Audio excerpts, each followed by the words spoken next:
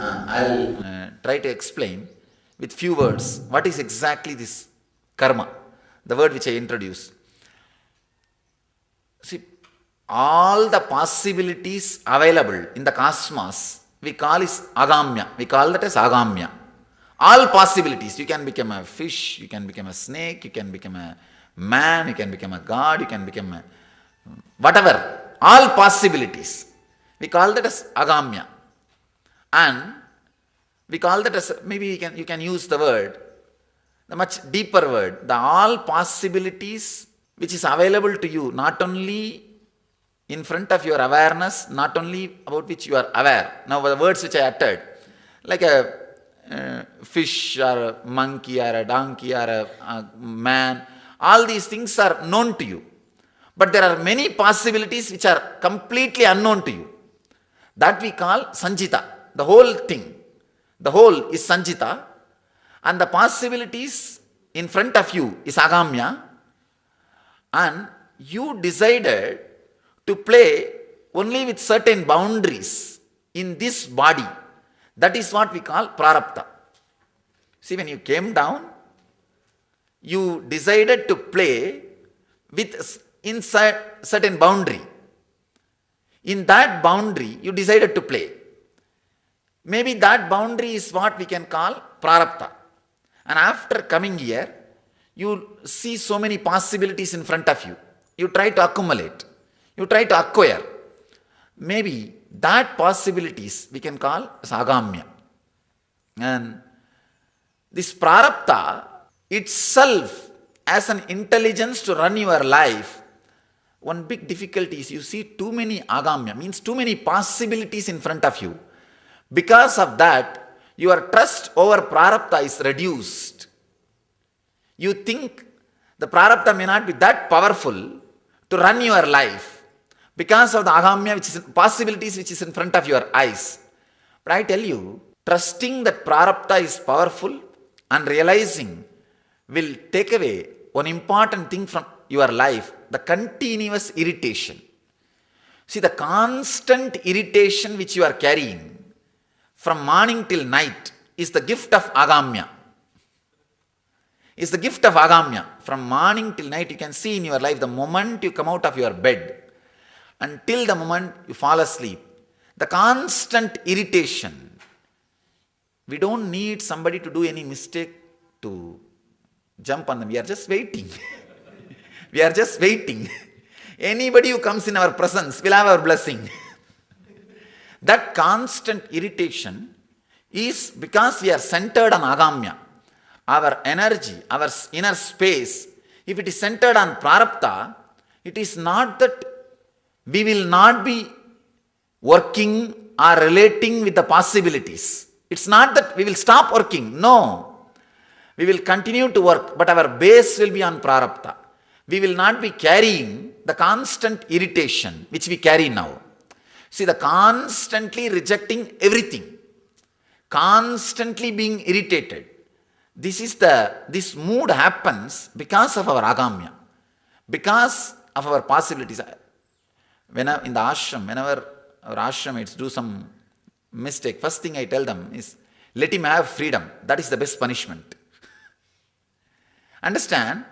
Without intelligence, the freedom, the dilemma itself will kill him. So we are all continuously working for freedom. The choices, the possibilities, means agamya. But we forget the prarabdha is very intelligent, very powerful. In the whole world, there are only two kinds of people. The people whose inner space is centered on agamya, people whose inner space is centered on prarabdha. That's all. People whose inner space is centered on prarabdha continuously live the life, express the life of peaceful, or I can say, the restful awareness. I can use all kinds of words. Maybe you can say that in Sanskrit we have the word nivritti, means getting centered, more and more centered. And people who are living based on the ahamya, they live the life of pravritti, continuously trying to acquire more and more karmas. Two things. Always we have an idea, Person who is centered on prarabdha may not be able to perform his duties, day-to-day routine, or may not be able to live the life, the regular life with a profession or relationships and regular life. That is not the truth. That is not the truth. I wanted to repeat that same word.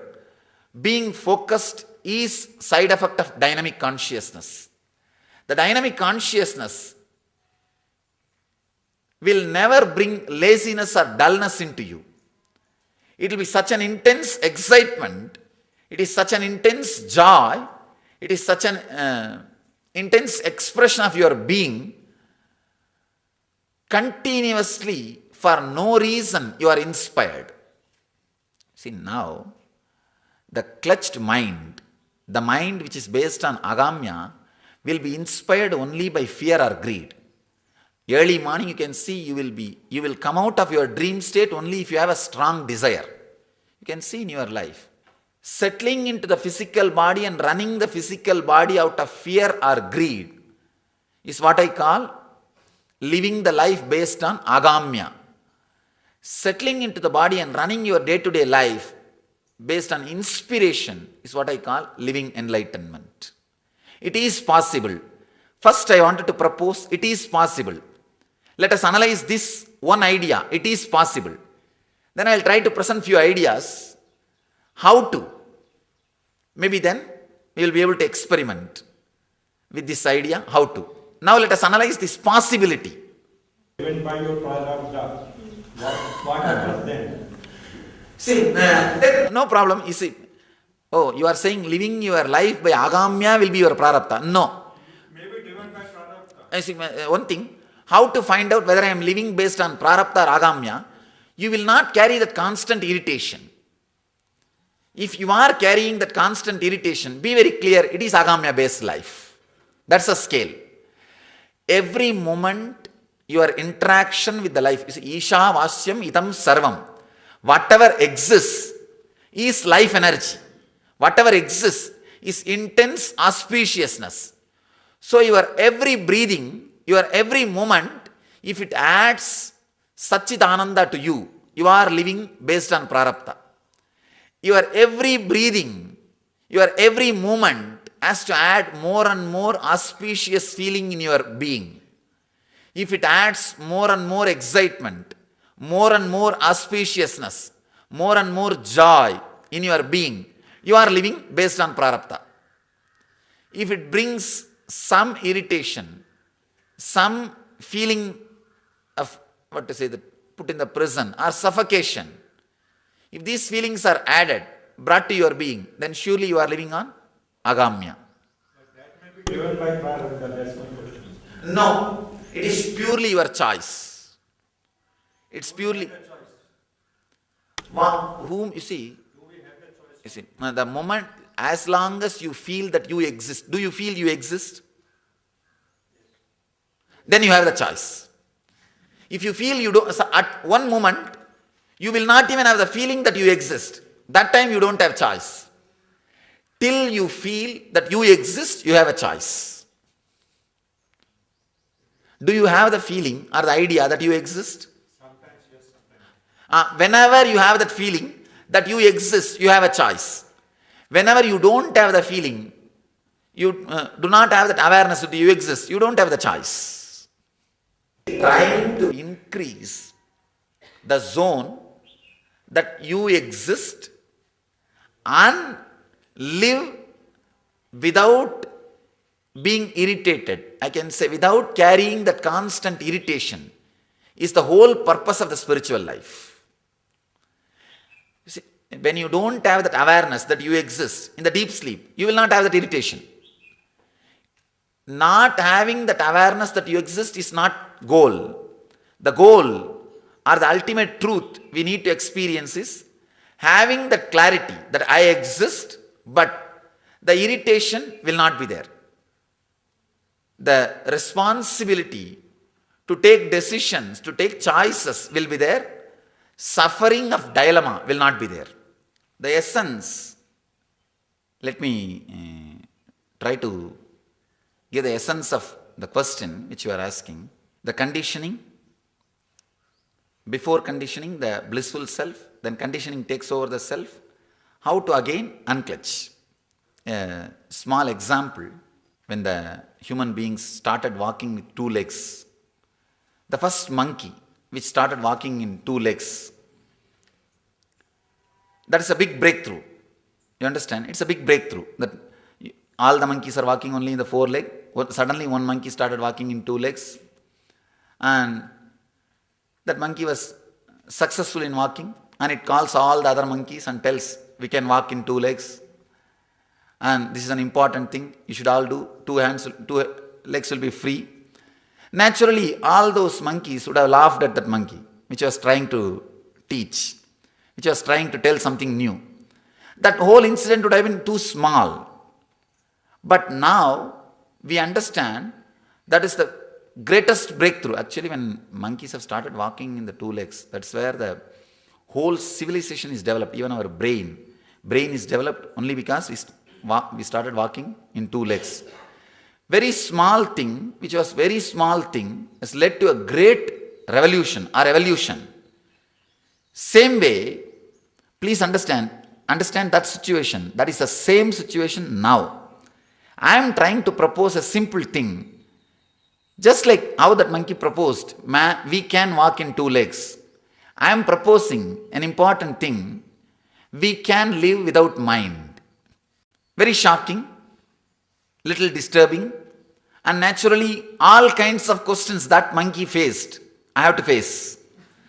All kinds of difficulties that monkey faced, I have to face. And not only that, naturally when the first monkey took the class for other monkeys that you can walk.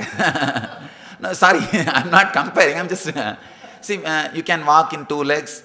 Naturally, these monkeys would have gone to their places and tried for 2 days and failed. And after a few days, again they would have tried. And the whole game, just visualize the same game. Same game. See, even whether you fail in few days, now you say that, no, many times I tried, it never works out. Surely that monkey also would have received that complaint. No, I tried, with the stick I tried, holding the walls I tried, holding the trees I tried, it did not work out. See, this is the usual difficulty, but I tell you, the possibility is there, first thing. Second thing, you asked how to, that please give me the foolproof technique, method, straight method, which I don't need to practice for so many days. See, now I can tell you with a clarity and confidence. As I told you, I was also a seeker, and I tried, experimented with enough of techniques. Now I can give you some method or a technique straight away you can use. Not, you asked me from the day it should work. I can say from this moment it will work. From this moment it will start working. Let me finish this question. I'll try to explain a simple technique, this unclutching. Unclutching is the technique I'm trying to teach.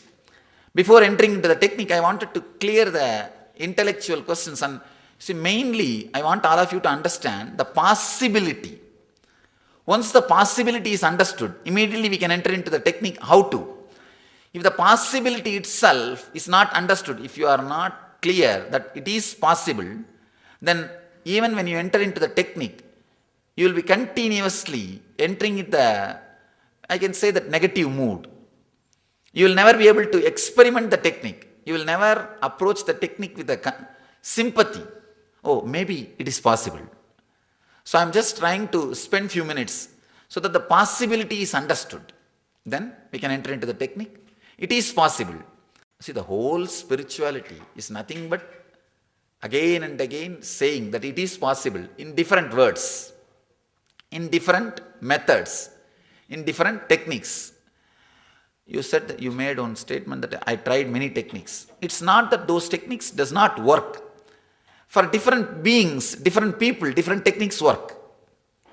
Different techniques work for different persons, different beings, and that's why when people ask me, it's not the techniques you tried are useless. It's not the technique you tried are useless or they have no use.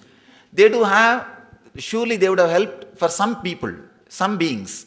When people ask me that, Can we try some other master's techniques, or can we go to some other classes, some other programs? I tell them, sure.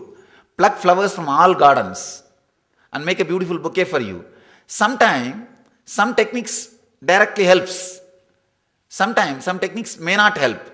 But I can be sure of one thing, this technique will surely help you because you have seen many other things. This can help you. Different shape, different size, different colors, different quality, different experiences. Some are related to joy, some are related to suffering, some are related to depression, some are related to excitement. Different kinds of thoughts. Please understand, continuously, different shape, different way, thoughts are flowing. One important thing we need to understand, all the thoughts which are flowing are completely illogical, irresponsible and independent. Please understand, some of the truths will be very strong words. Some of these words will be very strong. These thoughts are not responsible to each other. They don't have a logical connection. They are completely independent. Independent and illogical. They are not connected. For example, if I have to give one example. You see a dog in the street.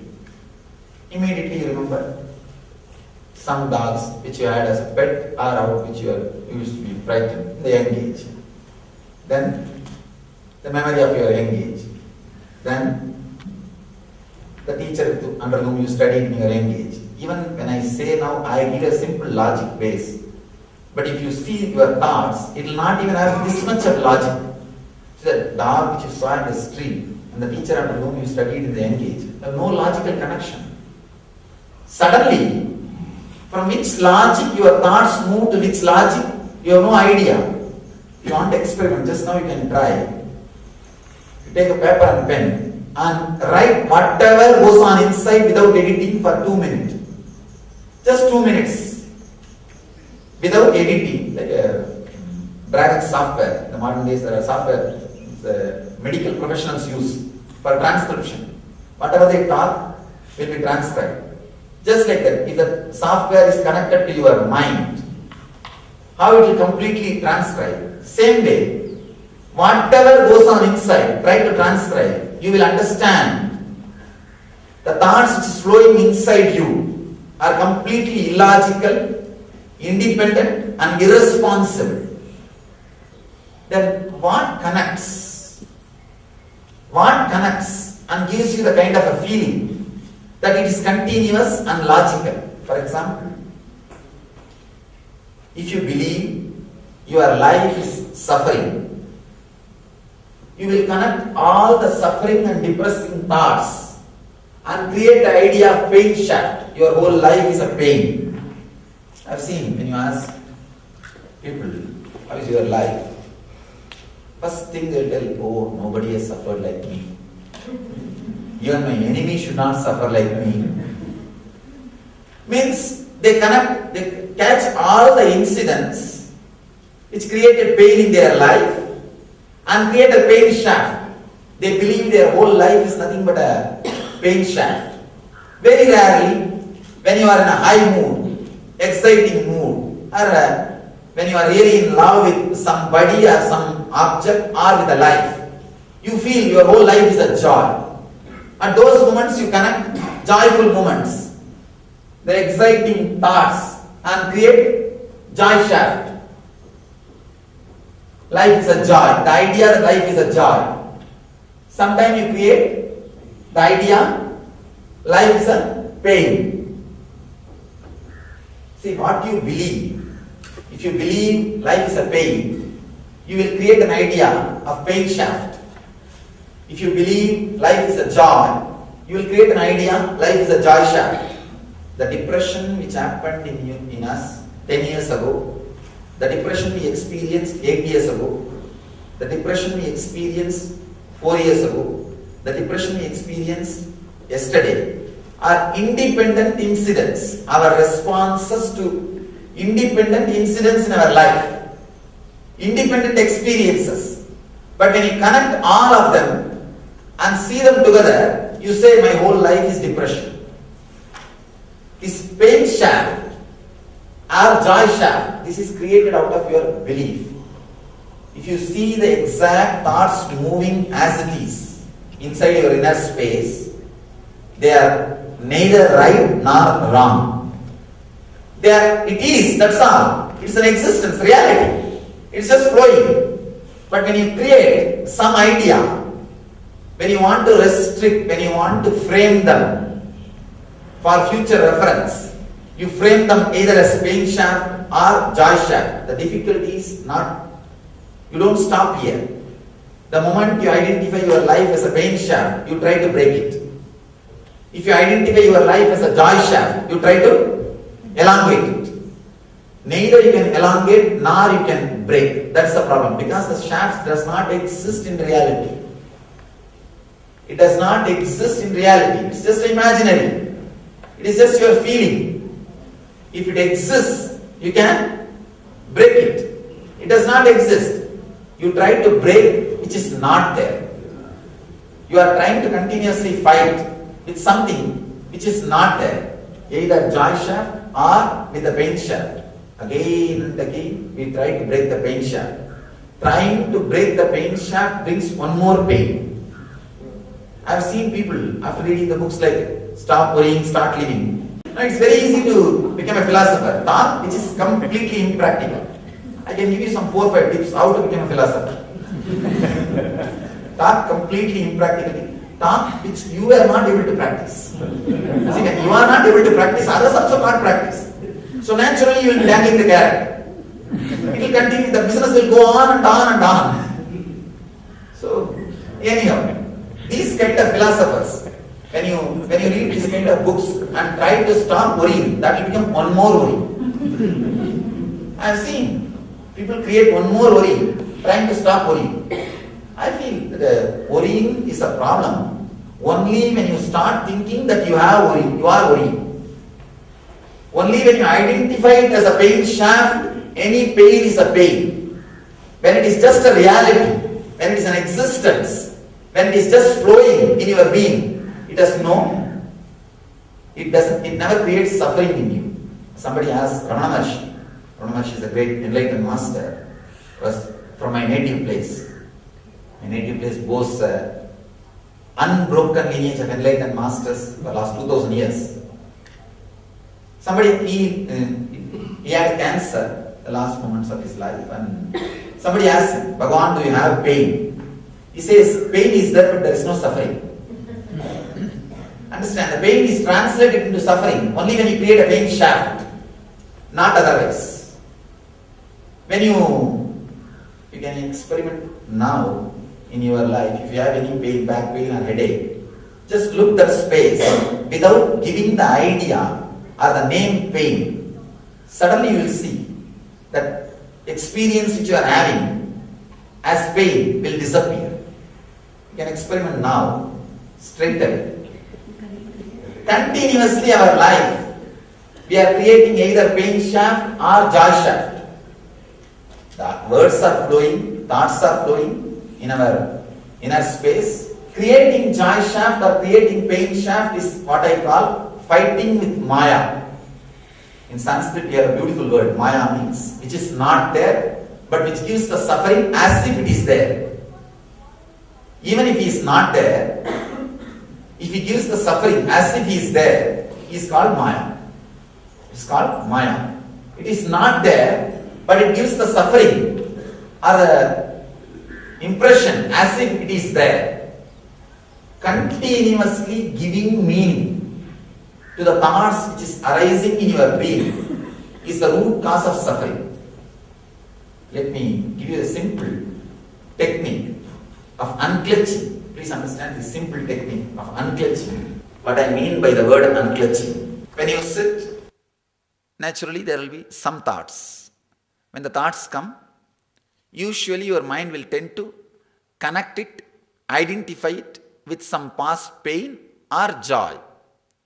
Or it will classify it as something related to worry, or there is nothing, simple thought flowing. It will try to connect or classify. It will try to clutch with some of your past experience and identify.